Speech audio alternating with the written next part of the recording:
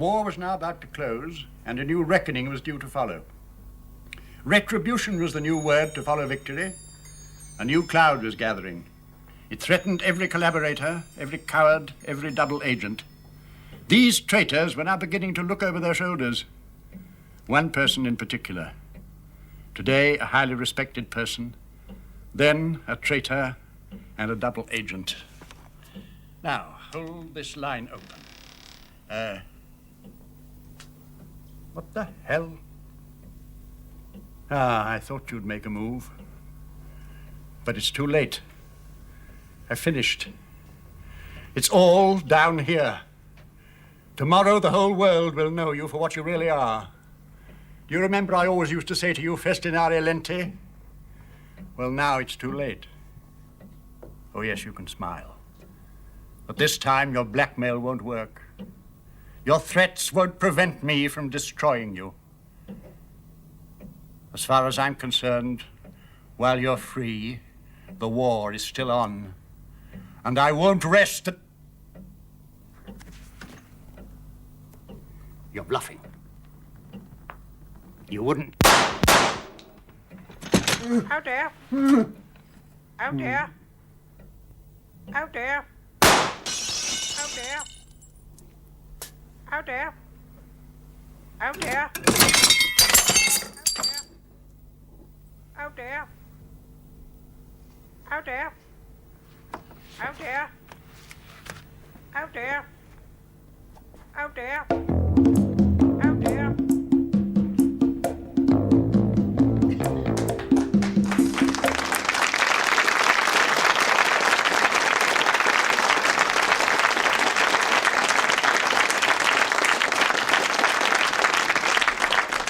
Good evening. Welcome to another edition of Whodunnit. Now, you've just seen a murder, and whoever done it will get life for killing a general. But, of course, for shooting a clock, you only get time. Now, we want you at home to try and find out who done it. Now, we will show you in a moment the rest of the story, after which the suspects will be cross-examined here in the studio by tonight's 4 celebrity guests. Now, first, let me welcome the old gentleman himself from Spring and Autumn, Mr. Jimmy Jewel, or as I used to know him in the old up-the-pole days, Copper Jewel.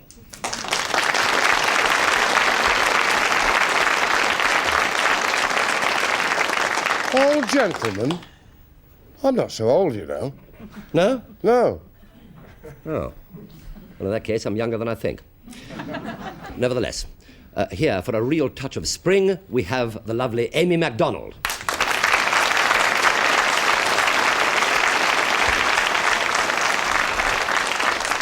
Now someone who was recognized as Paul Temple, but tonight is appearing as himself, Mr. Francis Matthews.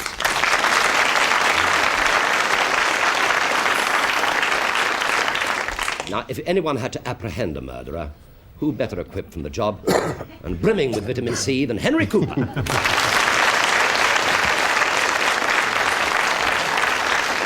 Now, we've selected 4 people from our studio audience to also try and solve whodunit, so welcome.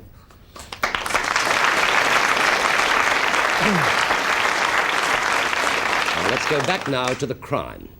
Now, all our suspects will no doubt have their alibis ready, but remember, their flashbacks are not necessarily true, so don't believe everything that you see or hear. Now, the guilty person is allowed to lie. I'll give you a minor clue, though. The parrot is not allowed to lie. So over to Inspector Martin, CID.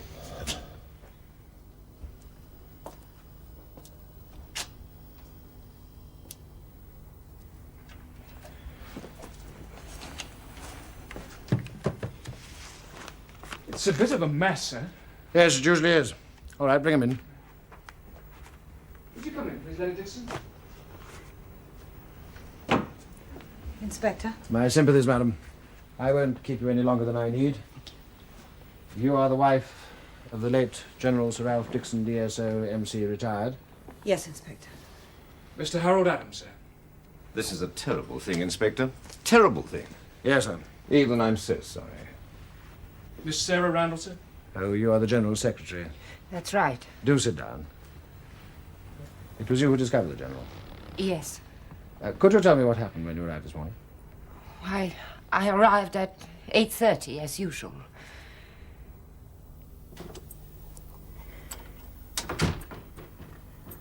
I collected the mail. I saw that the door of the sitting room was open, and I looked in. I saw that the window had been forced, and I saw the mess. I then ran upstairs to the general's study and found him.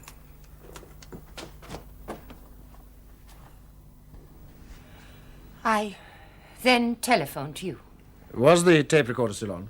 Oh, it was on, but not running. It's automatic. It stops when the tape runs out. And how long does the tape run? The general always uses long-running cassettes. He does not like handling the equipment. Once he starts recording, he leaves it on. He says that switching it on and off spoils his concentration. I loaded the recorder before I left last night at about 8 o'clock. And how long does the cassette run? An hour. Thank you. What nationality are you? French? French? You don't have a typical accent? I suppose not. I was born in Strasbourg, on the German border. I served with the Allies during the war. It was then that I first met the general. I see. Lady Dixon, are you sure that you left here at exactly 8 o'clock last night? Oh, I'm positive. I wanted to catch the 8:30 train from Richmond to Waterloo. Lady Dixon, you first met the general during the war. No, not really. I met him once, very briefly, before the war. It was at some charity do at the Italian embassy. My father was their press advisor at the time. When the war started, I joined the International Red Cross. And, well, because I spoke Italian, I was sent to Italy. I met Ralph again. It was towards the end of the war, and we married soon afterwards. Mr. Adams. Yes, I was Ralph's best man at the wedding. Yes. Yes, I see. So you've known the general over many years? Yes, I was a war correspondent. I met the general just after D-Day. He was planning an operation involving the French resistance. I remember the date very well. It was July the 11th. It's my birthday. That's how I remember. Oh, yes, I see. You're now in publishing? That's right, yes. I'm publishing the general's book. Yes, correct me if I'm wrong. It's called The True War, and it's the general's reminiscences on his wartime service. Yes, that's right, but it's a bit more than that, really. It's the general's way of making some true disclosures that up to now have had to be kept very secret. If I may interrupt. Yes, of course. I think I can add to that. I've typed all the manuscripts so far. It was very much an expose of corruption and treachery. The general had planned to use the book to praise some people and to condemn others. Yes. I've read your outline notes on the book. You're all mentioned in it, with the addition of 2 people who are in London at this time. I've invited them here. Jones? Miss Sparrow, sir. Pauvre Evelyne. Mais quelle horreur, quelle tragédie. Et comment tu es... Excuse me, madame. Comment ça se... Oui? But you are Miss Catherine Barrow. After 30 films and 10 press agents, you still have to ask me that? You knew the general well? Well, no, that is not the right word. Intimately? No, that is not right either. No, let me see. Very, very closely. Yes, very closely. You see, he saved my life during the war. We were surrounded. Oh, you were in the resistance? Oh, yes. Yes, we were trapped. The general organized a counterattack, and the diversion allowed most of us to get away. Except for my fiancé, Henri Vadome. He was captured and shot. And it was your story of this incident that gave you fame in the press world. Yes, that's right. I got the story before anybody else. Yes, you were called Speedy Adams after that, weren't you? Yes, that's right.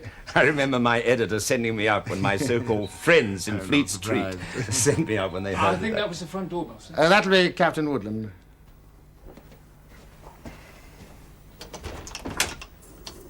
Captain Woodland. That's right. We're in the drawing room. Fine, thanks. Sorry to be late. This is a terrible business, Evelyn. I'm so sorry. I served under him for over 3 years, you know. Damn fine officer, if you ask me. Yes. Captain Woodland, you complete the list of people mentioned in this unfinished book. Miss Barrow, you have an entire chapter to yourself. Mr. Adams, Lady Dixon, Miss Romilly, you all feature prominently. It's my guess that one of you will appear in the final chapter. The question is, who?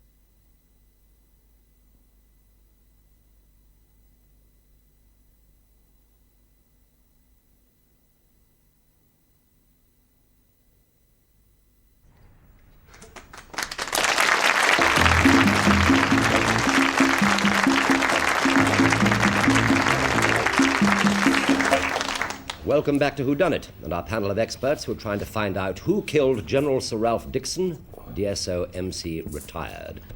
Have you solved it yet, Jim? Pardon? Have you solved it yet? I think the parrot did it. I've seen that parrot somewhere before, you know. I'm sure I have. I'm sure you have. It's a very old bird. Now, before we rejoin the action, let me recap the story so far. General Sir Ralph Dixon has just finished his war memoirs. Somebody who doesn't want to be mentioned in his book kills him.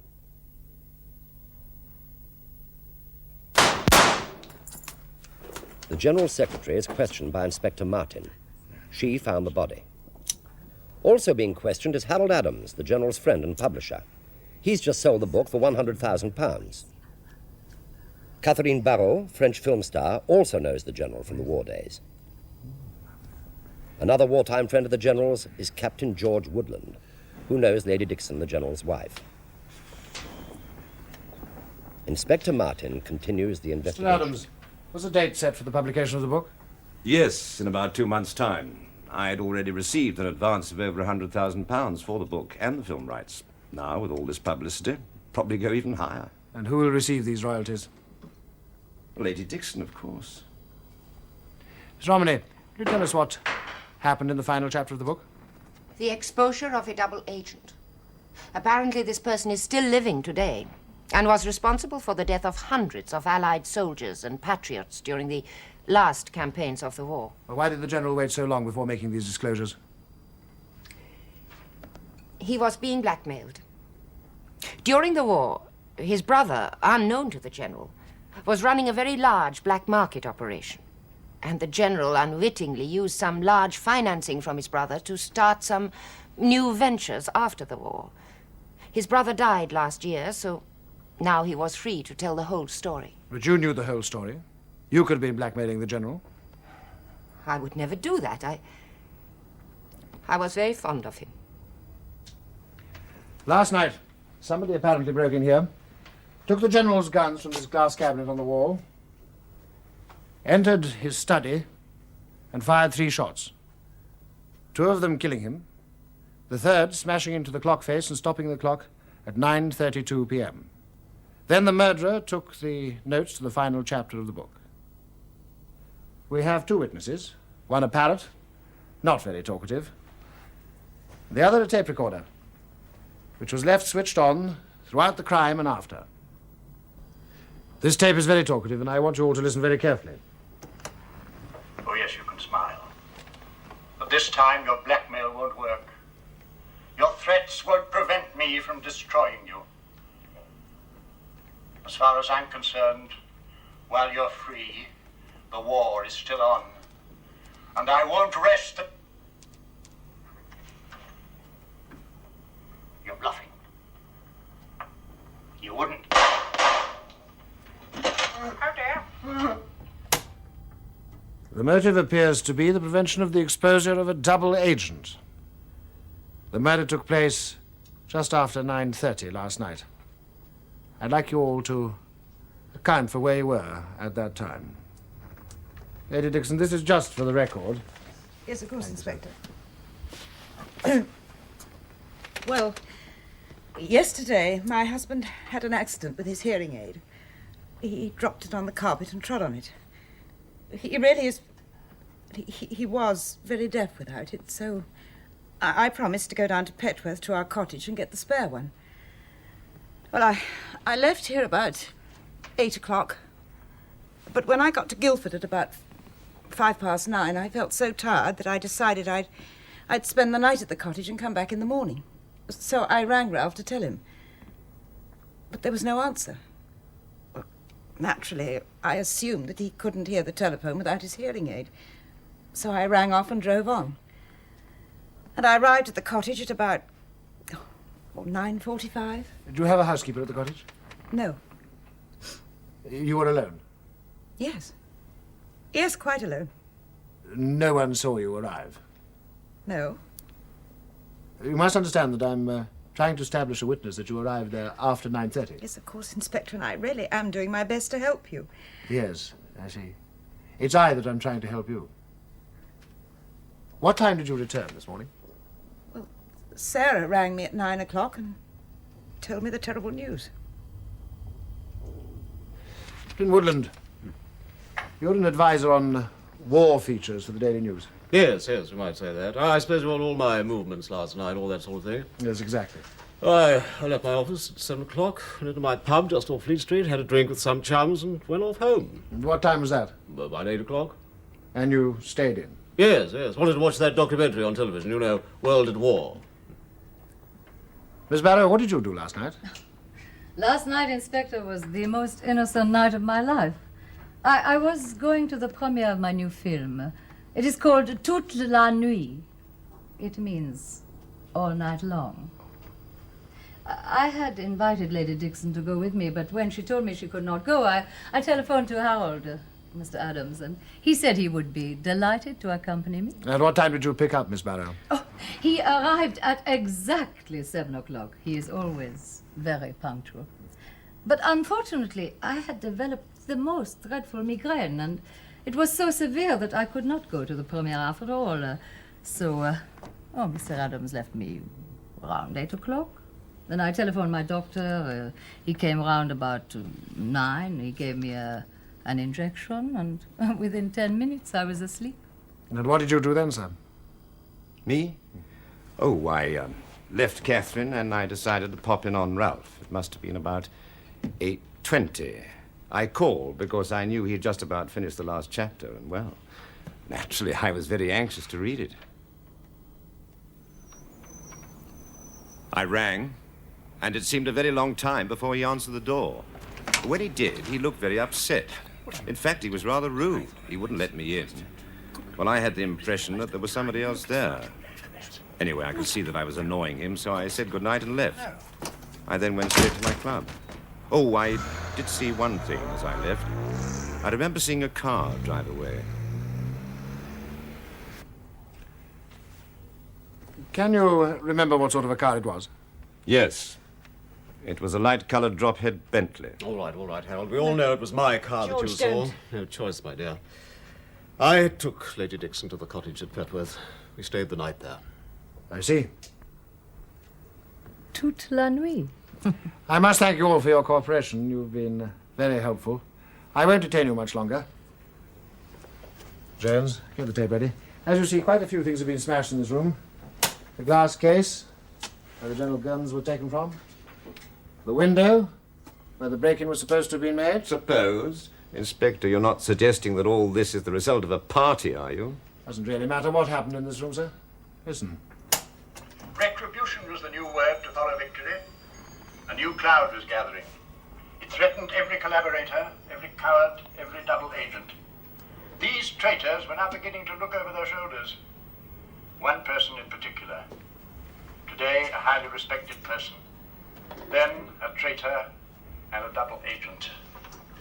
Now, hold this line open. What the hell? Look again at this room. Wouldn't you say all this would have made quite a noise? Now, I'm not surprised that the General didn't hear it. But I am surprised that this amount of noise wasn't picked up by the recorder one floor above. How dare! How dare! How dare! How dare! How dare!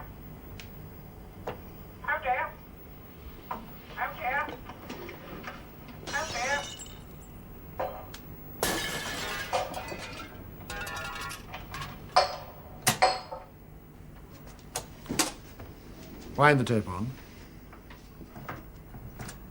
Now, you've all told me that you were somewhere else at 9:30, but that doesn't really matter either, because the murder took place about 8:30, an hour earlier. Listen to this.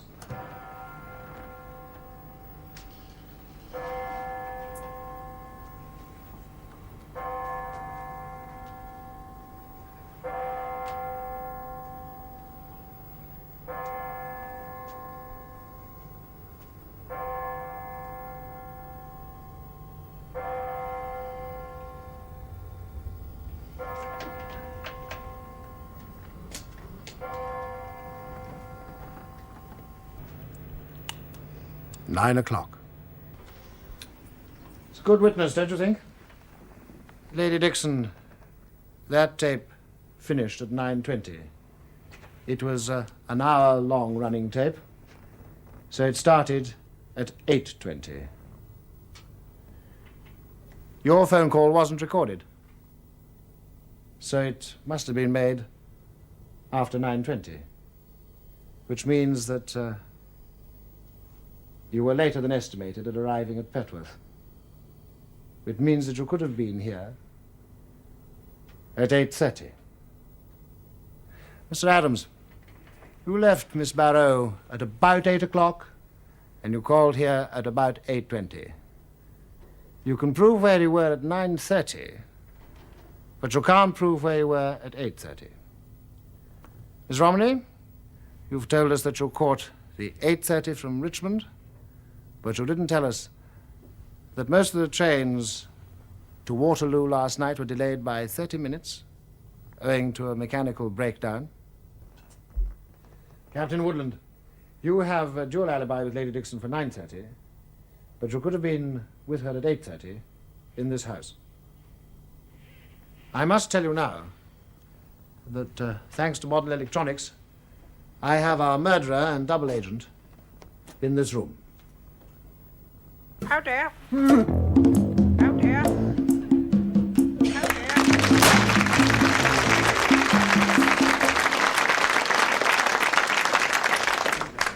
Well, that's it. Inspector Martin's investigation is over, and ours is about to begin. But first, let's have a ripple for the suspects here in the studio. A ripple, please.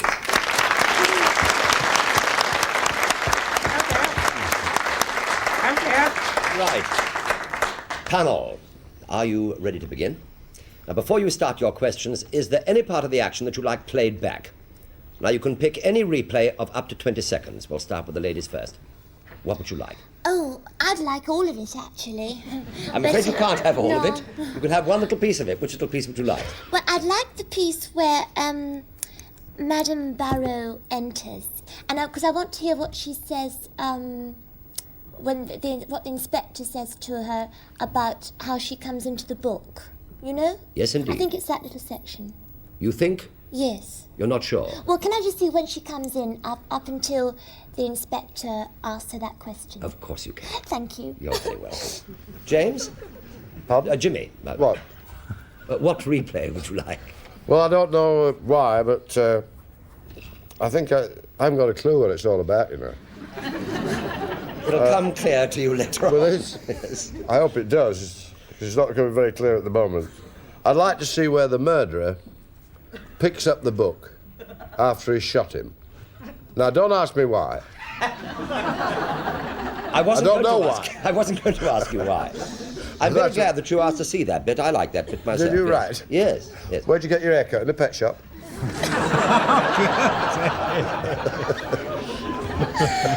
Yes. Yeah, go on. Yours has grown in the last 25 minutes. Yes, it has. Hasn't it? I shave it every year. Francis, what replay would you like? Well, I'd like to see a bit very close to what Jimmy wants to say. I'd like to see immediately after the killing, immediately after the shooting of the colonel or the general. Was it general or a colonel? The general. The general. I'd like to see immediately after when the gun is placed on the clock. When the gun is placed on the clock? Yes. Yes, indeed. That's quite clear. Thank you very much. Henry. Well, I would like to see the bit as the door just swings open from then on till after the shooting. At I've the got beginning. something in my mind, but it's not quite clear now. I think that's going to clear the part up for me. Where the door swings open just before the shooting. And then I want to see the, or hear the murder. You want to hear the murder? I want to hear the murder. You don't want to see it, you just want to hear it. I just want to hear it. All right. Well, while they're finding these replays, we'll start with some questions. One question each. Jimmy. Yes, well, I would like to ask Madame Barrow and Captain Woodland if they both served in the resistance together. Are you asking me first? Yes, please. No, I never met Captain Woodland during this time Oh. because we were in different parts of France, you know. Did you serve in the resistance? No, I was with the general. British I was Army? on his staff, yes. I see. Thank you very much. Thank you, Jimmy. Amy. I would like to ask Miss Romany, if I may, how old are you? I am... I suppose I have to tell you can lie if you like. 48. Ah, that surprises me. Only Amy MacDonald could answer a question like that, couldn't she? Yes, it surprises me too. Francis, a question, please. Yes. Miss Romany, you don't look 48, may Thank I you. say. But could I ask you how long you have known Mr. Adams?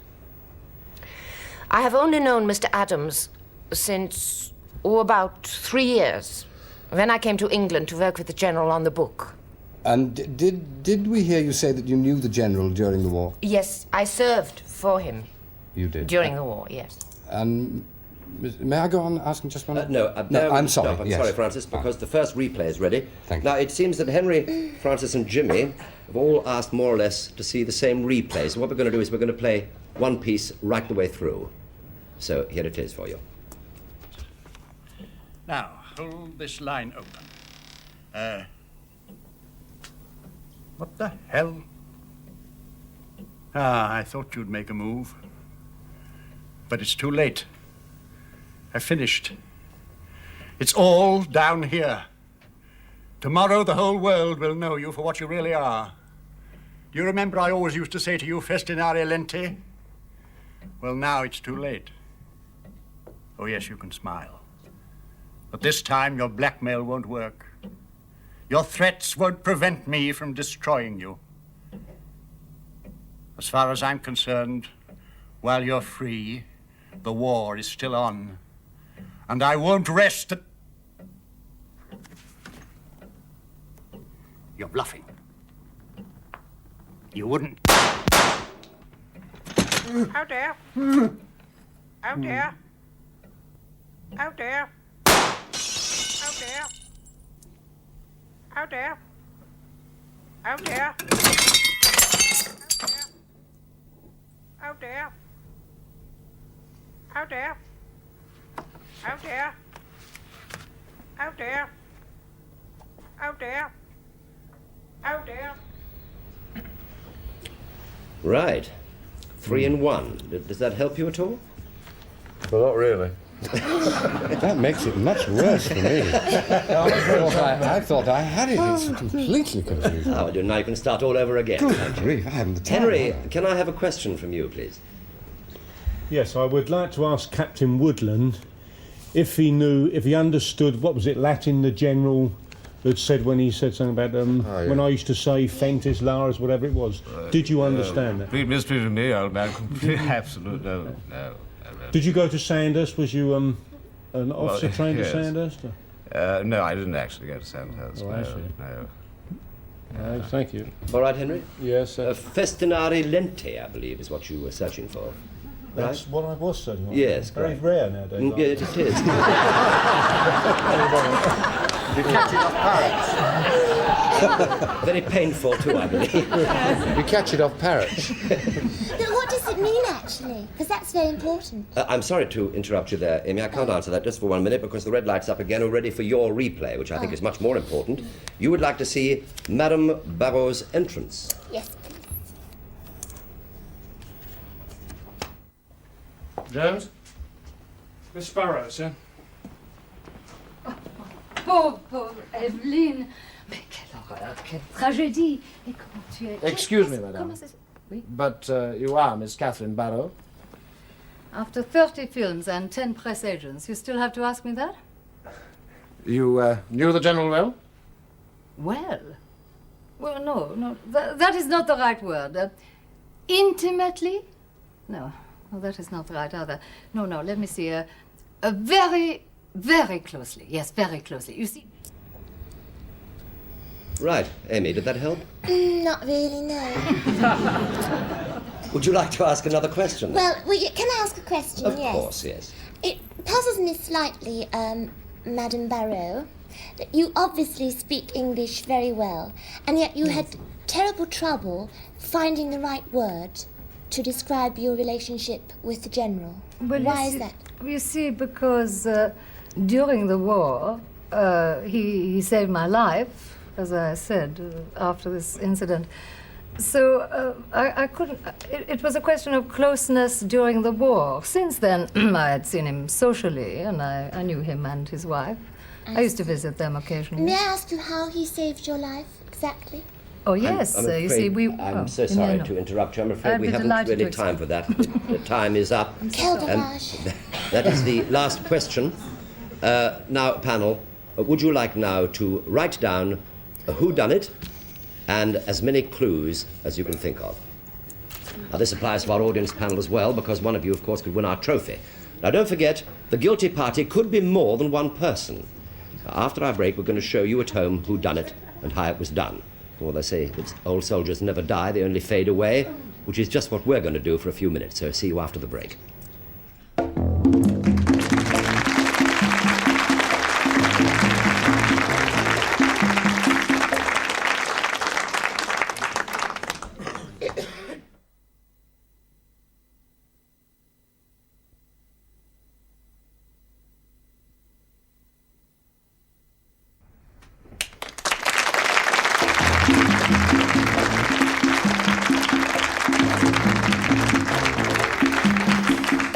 Welcome back.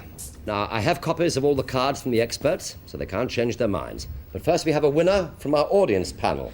Now, this is interesting because the gentleman who won gave no clues as to why he thought that this gentleman had done. So his name is Mr. Mike Toogood from Basildon in Essex. Congratulations, Mr. Toogood.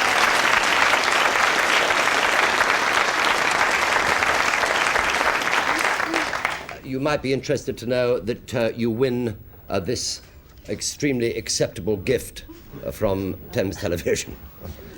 Right, now, panel, I want you to tell us who done it and give us a clue. Jimmy. Well, after great deliberation and years of self-denial, I think Harold Adams did it. Because he said he received £100,000 for the book and the film rights, and it would be worth much more now with the publicity. I see. Thank you. Amy. Well, I was a little confused because at the scene of the murder, watching the General looking at the person, I thought, oh, it's got to be a very tall man, you see. Because he was sort of looking up at him, wasn't he? Well, he was sat down, Mud. Oh, dear. I forgot about that. You mustn't forget about things like that. Oh, dear. Yes. Oh, that's right. No, but anyway, I haven't finished. Oh, you haven't? No, because then, when I did my thing, you know, I decided it was Sarah. I see. Yes, because she lied twice, you see. Yes. And the murderer's the only one that's allowed to lie. Yes, you're quite You know? right there. Absolutely right. I'm not saying you are right, but you're quite right there. Francis. When did she lie twice? Never mind. Well, I think it was Harold Adams and Sarah Romany in cahoots. I think they did it together, and I think because the clock was pushed forward an hour, Sarah was the first to find the body, and she reset the clock and recorded the chime of 9 o'clock on the tape recorder. Hmm.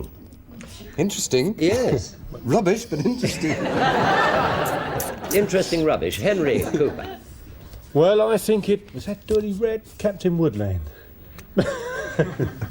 Because when he walked into the room and the General looked up to him, he spoke this Latin, what we've just said it was, and that could have been an army motto, which I think it was, and Captain Woodland would have been the only one who would have understood that, and who the general could have said that to quite often, because he said, I've always said so-and-so to you, so that's why I think it's Captain Woodland. Anyway, I'd like to hear that played back. I'd like to it's hear very that played interesting, Henry. back. I can now see why you won so many fights. You never breathe. Well, that's very interesting. So that's what you all think, is it? Well, we'll now see where you were right or where you were wrong. Will the real whodunit stand up, please? Oh,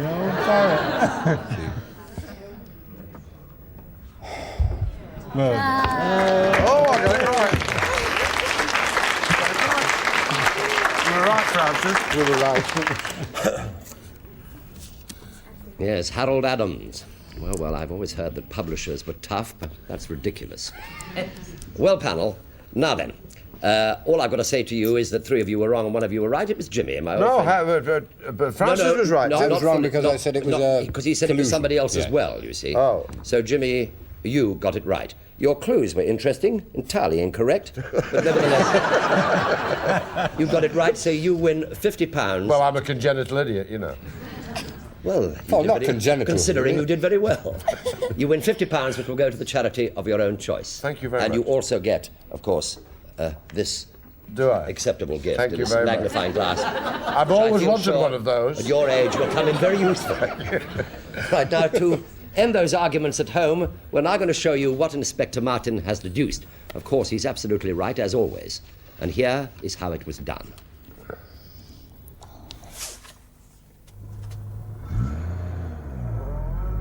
Harold Adams knew that he would be ruined if he was exposed as a double agent during the war.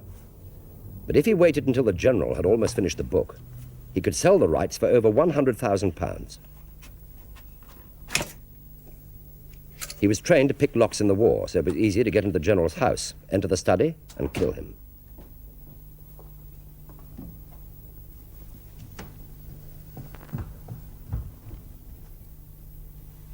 Out there. Out there. He altered the time to ensure his alibi at his club, but he did not see the tape recorder under the general's desk.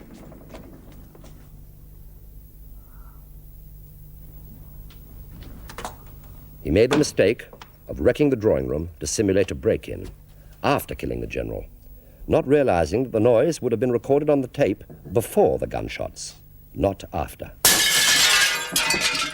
The tape recorder broke his alibi, and his story about ringing the front doorbell for an almost deaf man to hear finally gave him away.